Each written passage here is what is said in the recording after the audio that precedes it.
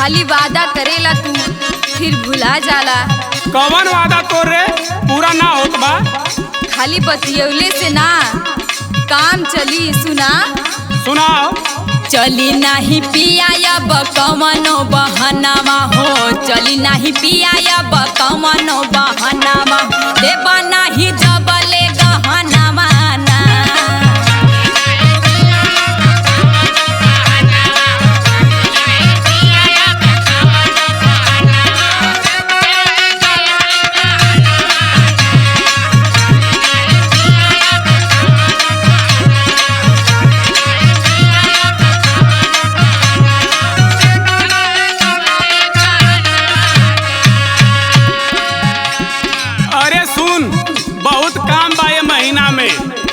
अगले महीना जब मिली है वेतनवा हो, अगले महीना जब मिली है वेतनवा हो, तो के गढ़ाई बो गहनवा ना।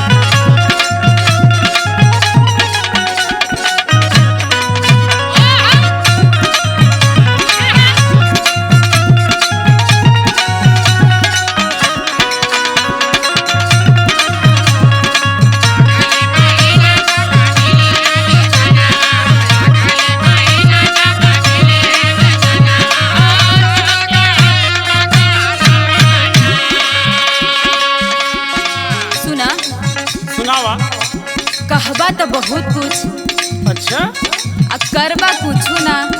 का करे के रे? सुना बतावत ही। सुनाओ। हम यजुए गहनवा के लेबे पिया, तोहे से जिया पे सूते ना देबे पिया।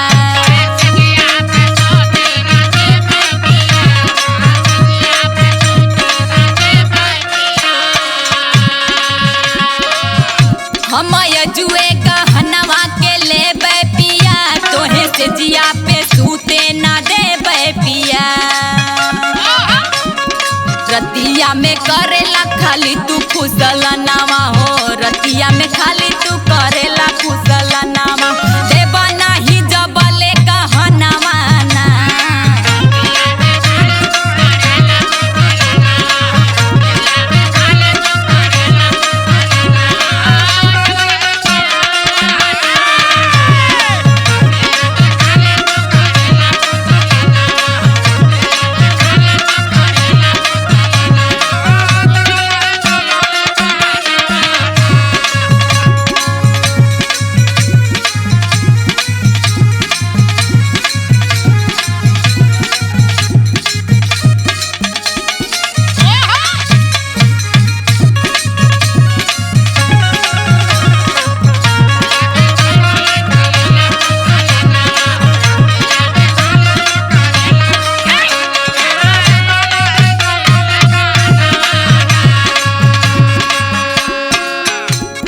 ई बताओ खाली गहनवे से काम चली और तो काम बा?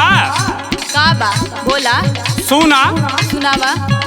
ए महीना में बहुते बखर्चा रानी, देके गईली भुलाई का परचा रानी।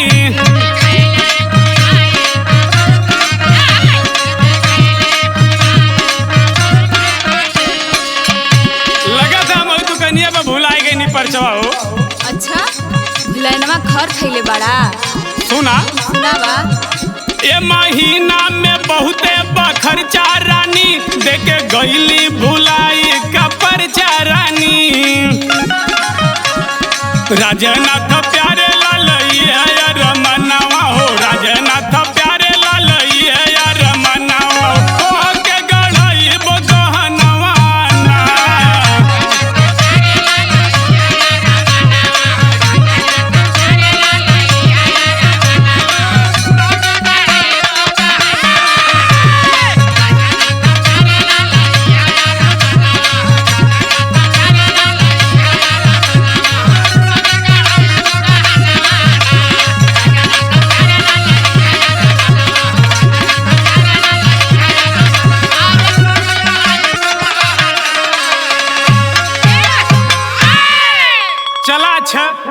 पहिला फिर से ले ले आई।